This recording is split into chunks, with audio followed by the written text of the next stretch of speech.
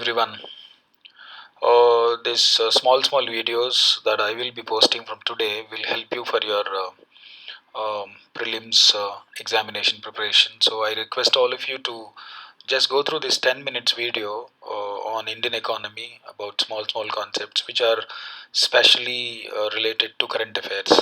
All right, I will send you this material as well. So just while you are listening to this video, make sure that you also have the material in hand and start looking at the points that are given to you and just work it out. So each video, I'm thinking, based on the previous question papers, will help you to score at least 1 mark, or let's say out of every five videos that I'm sending you from today onwards, will give you around 1 mark. So don't ignore this, and this would even this information would also help you for mains examination. If in case in Indian economy there's an article on these issues which are basically current affairs in nature. All right. So open the material which is sent across to you and see the material and make sure that you keep listening to this. All right, and record this, have this video, and this will help you even before going for prelims examination to just to revise Indian economy current affairs. Right, I hope everybody is doing fine. I know it is not good for others to stay at home, but for you it is good. It is very good for you to stay at home, because you will have a lot of time to study, you'll have plenty of time to revise material, you'll have a lot of time to rethink on various concepts and start actually understand every concept in a more detailed way. All right, this is exclusively for BRICS IA Study Circle students. Because of the lockdown, this video I'm posting every day. All right, yeah, look at this now. Ease of doing business, a detailed explanation. So this ease of doing business report will be published by World Bank. This is actually conducted on 190 countries, and India's rank in 2019 was 77, and in 2020, which is recently updated, is 63. So from the prelims examination point of view, if you understand that India's ease of doing business ranking was 77, which was published in 2019, and in 2020 it is 63. That means four steps government of that means Indian economy could actually move up to the level. All right, this is a good sign that I mean, the moment as a general person, anybody tells you that India's rank has improved in ease of doing business, you need to understand that yes, the situation, circumstances in India for doing business, starting business, running business, conducting business operations, and especially if you are a person or a company who's starting a business in India, it has become more friendly, more supportive, more guidance in nature, so on and so forth. All right, that is the first paragraph. Then when you move on to the second paragraph, what is this actually? This is conducted by World Bank. I repeat, this is conducted by World Bank to measure the economy position when it comes to regulatory practices that any economy has. In the sense, we have every economy has rules and regulations, every economy has laws, every economy has acts in place with respect to the trade, that could be domestic trade or international trade, especially when somebody wants to do a business in India. When somebody wants to start a business in India, being a startup, what kind of rules and regulations and legal provisions that the company is supposed to follow is is taken into consideration while preparing this report. All right, that is the first point. The second point, if you could see, the World Bank used to publish this report from 2003, but the ranking of economy started only since 2006. And the third point, it says it is basically focusing on the experience of small and mid-sized companies. I repeat, small and mid-sized companies. Generally, business organizations can be of three types: um, small scale, large scale, and even medium scale you'll have. And when the way you do business will be in the form of company, or in the form of sole proprietorship, or in the form of partnership. I repeat, the way you do business, generally well-known practices you would have in the form of sole proprietorship, where one person does a trade, and the second one is partnership, and third one is companies. So this is exclusively conducted on the experience that is being faced by small and mid-sized companies and the regulators. Regulators in the sense, say for example, SEBI is a regulator, Reserve Bank of India is a regulator, TRAI is a regulator. All right, you have insurance, IRDA is a regulator. Government rules and regulations that are in place especially to to help business people to start businesses and run businesses is a regulator system, right? So the goal is basically to provide an objective basis for understanding whether the existing regulatory environment, means existing rules, regulations, laws, acts in the economy are business friendly or not business friendly around the world, is the main focus of ease of doing business. And the ease of doing business is basically done on the basis of 10 parameters. 10 parameters, I repeat, 10 parameters. It says relating to starting and doing a business. So this overall, out of 5 points, you could understand one thing, that this this report is prepared based on the environment of any economy, which is actually provided by the economies to start a business and do a business, and overall regulatory picture in terms of controlling, promoting, guiding companies. Especially in particular, we have small and mid-sized companies. Those companies and their problems and their their policies, their way of doing business, and how they are controlled, how they are actually led by the economies, is given, right? The second important thing is top 10 parameters. This is very important from the preliminary point of view. They might ask you which of the following is true with regard to ease of doing business, or which of the following is not true regard to ease of doing business, or which of the following is a parameter, is not a parameter, which of the following is relevant, not relevant. Like this kind of questions you can expect in preliminary examination. Yeah, the first one is ease of starting a business, how fast, how easy a person can start a business. Then the next thing is construction permits. If in case any businessman, any business company would like to start a construction, how fast the permission is given, how fast the permission is given, etc. Right? And you have something called electricity for the same, and that is one kind of infrastructure.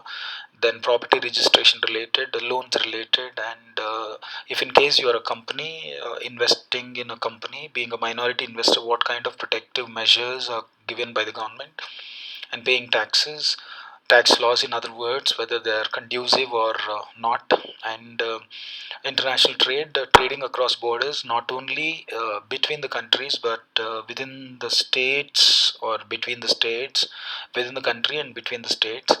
And if in case there is an agreement by the company with other company with respect to selling, buying, trading, exporting, importing, investing, lending, etc., etc., taking properties on lease for doing a business, all such things could be called as a contract entered by companies. If in case there is a violation or a breach of contracts, which means somebody has agreed to invest in the company and he has invested, later on something went wrong or goes wrong, and what kind of legal mechanism a country has when it comes to enforcing contracts entered by the small size business companies, and resolving insolvency. If in case a company has become bankrupt, and how fast the insolvency mechanism. Insolvency is nothing but when the company is not in a position to clear the debts and it wants to declare itself as an insolvent, so that there will be a short term freedom for a company to postpone debts, and some companies deliberately apply for it. So we have got insolvency and bankruptcy code in India. So all such rules. So overall 10 parameters or variables based on which the ease of doing business report is prepared by World Bank. All right, the second one, if you could see the importance of doing this rank. So what is the importance? If in case I have a rank, being an economy, if India's rank is let's say 63, what is the advantage, right? So simple, very simple. Doing business rank attempts to quantitatively capture regulation that small and medium sized firms encounter in. That means what kind of problems these small and medium sized firms are facing, because most of the companies are not large scale, majority of the companies are small and medium. So the economy is dependent on these companies for employment, national income, etc., etc. So therefore, countries are supposed to be very friendly with respect to small and mid-sized firms. The ranking definitely evaluated. But if any foreign investors would want to invest in India, if any foreign company or foreign person would like to invest in India, they obviously look at the business environment, business rules, regulations that are prevalent in the country. Without you know uh, knowing these rules and regulations in any country, they will not invest. So having a good rank definitely helps you, to attract investors from foreign countries. All right, now India's rank. So earlier it was 77, and 2020 it is improved to 63. It's a good sign that clearly indicates that we are performing better in terms of attracting investors into the country. If you could look at the third point, despite some challenges in the implementation of the reform, particularly regarding court operations, that is enforceability of contracts, and the application of law by multiple stakeholders, the number of reorganizations. So India has introduced a lot of reforms. Looking at this statement, you can come to a conclusion. A lot of reorganization, restructuring has had taken place in India's legal structure. So this is actually helping business people to, have a sigh of relief to do their business so effectively in the country.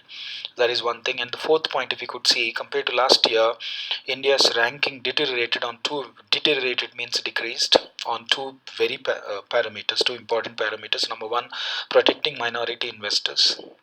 It was earlier 7th, now it is 13th. So in India, when it comes to small investors, the protective measures that we have placed may not be very attractive. And the getting electricity, as you all know, this has been a big problem in India when it comes to infrastructure point of view. So that ranking also has decreased from 22 to 25th, and remain unchanged in enforcing contracts. In the sense, earlier 2019 the rank was 163rd, and even this year also 163rd. Previous report and this report, both the reports showed same ranking. That means there has been no improvement at all when it comes to enforcing legal contracts, and getting electricity has worsened, and minority investors protection has worsened. You need to understand these three very important points for prelims examination point of view. They might ask you which of the following ease of doing business rank, on which of the following areas ease of doing business ranking hasn't made any improvement or something.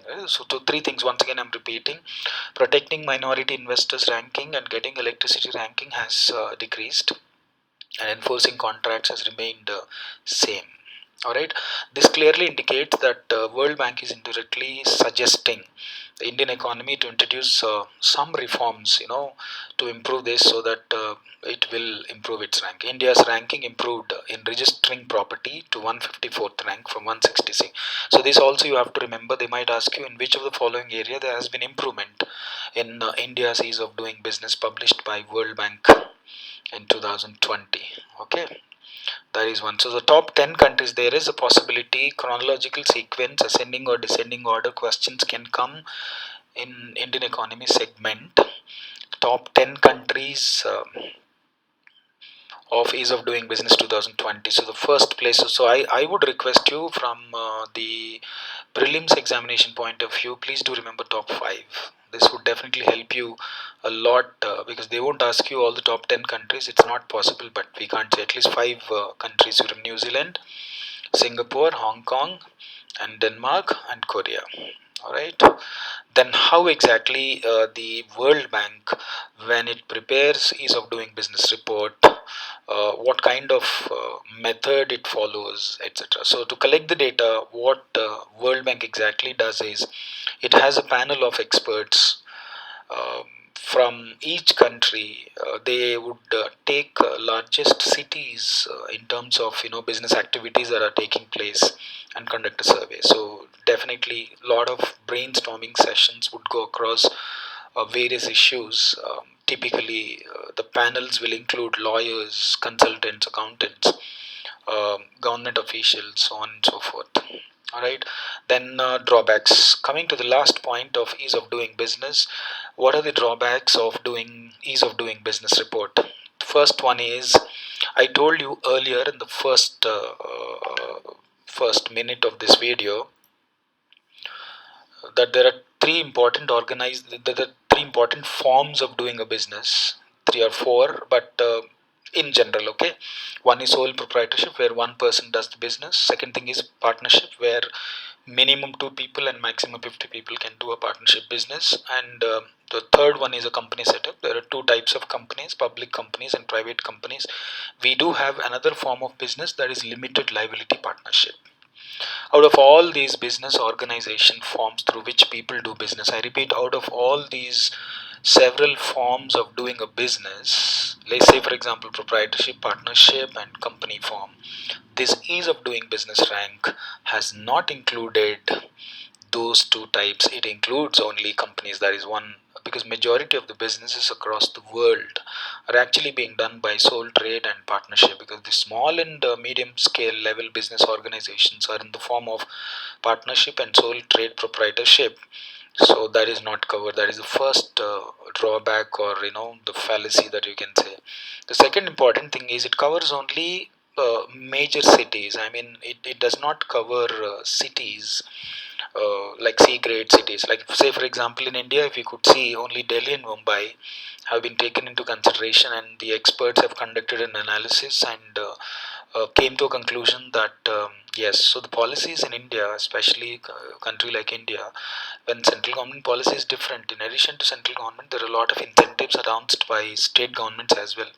Say for example, if you could see Telangana, Karnataka, and several other states which are industrially advancing in terms of ITES, have got a lot of incentives to industrialists. So that is not covered. So if in case those areas or other states which were actually doing very well in business activities, providing very friendly environment for business organizations have been included, the rank would have actually been improved. That is one thing. So the next, recently, subnational rankings were calculated across 17 select locations, if you could see this. But however, that was not used.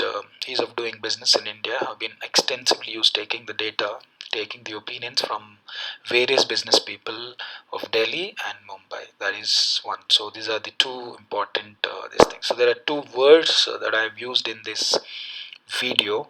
One is red tapeism. It's a practice of requiring excessive paperwork. That means if government imposes a lot of procedures, tedious measures, heavy amount of paperwork, lot of rules and regulations, tons and tons of pages and pages of regulations, rules, laws, etc. It could be called as red tapeism.